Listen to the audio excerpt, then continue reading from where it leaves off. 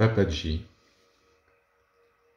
Les signes de la libération.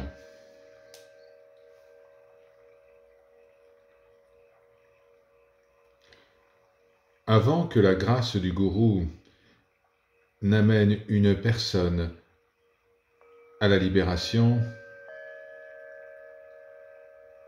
eh bien cette grâce agit de différentes manières. Agit pour changer la vie de cette personne et se manifeste au travers de différents signes qui apparaissent.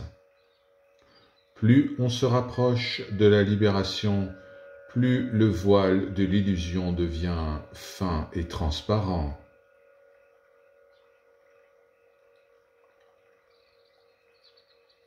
Le plus important signe de la libération est ce qu'on appelle Brahma Jignasa, un désir brûlant de libération.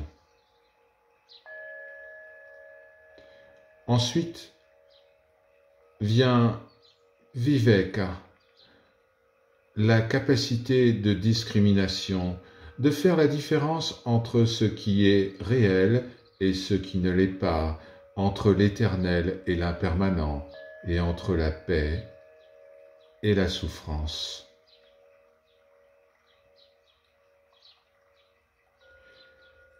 Ceci est suivi par Vairagya, le renoncement, le détachement vis-à-vis du monde et de ses objets. D'autres signes peuvent se manifester: la tranquillité, l'humilité, la santé du corps, la dévotion et la non-violence, ahimsa.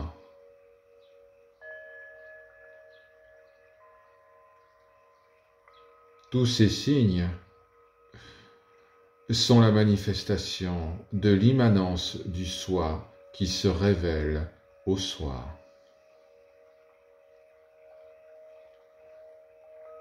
Tous ces signes se manifestent d'eux-mêmes. Ne vous laissez pas détourner de la voie par eux. Focalisez-vous sur le soi suprême.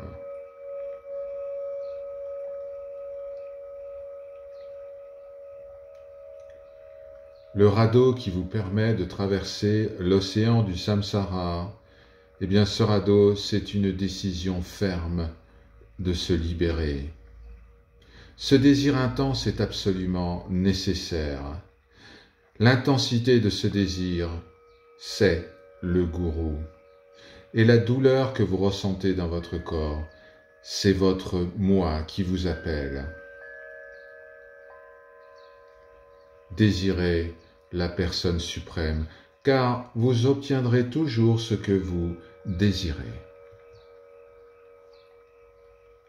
Ce désir brûlant pour la libération est suffisant. Il est le résultat de nombreuses bénédictions.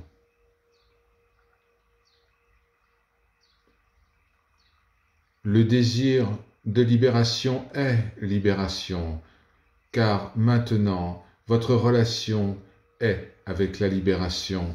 Maintenant, faites la différence entre je et la liberté et découvrez à quel point le je est éloigné de la libération. Lorsqu'il n'y a plus aucun endroit où aller, il n'y a plus de je à rejoindre, il n'y a plus personne. Alors, ayez une foi ferme, inébranlable, une foi de rocher en cette libération, afin que les eaux et les tempêtes que feront souffler le doute ne puissent pas déplacer ce rocher.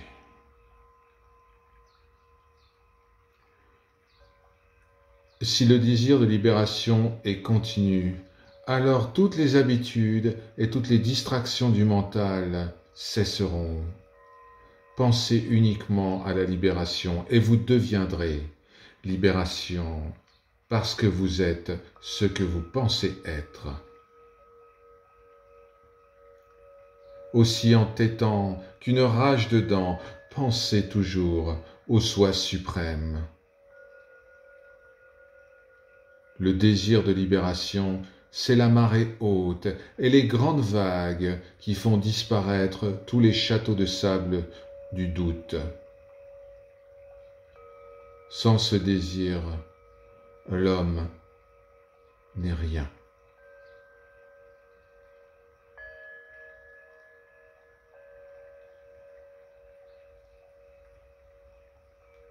Sachez-le, il est suffisant que vous ayez un désir brûlant de libération.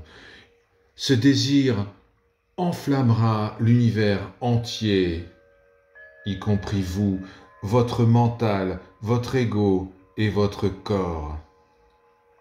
Laissez brûler tout cela, et ce qui reste, jetez-le dans le feu à nouveau.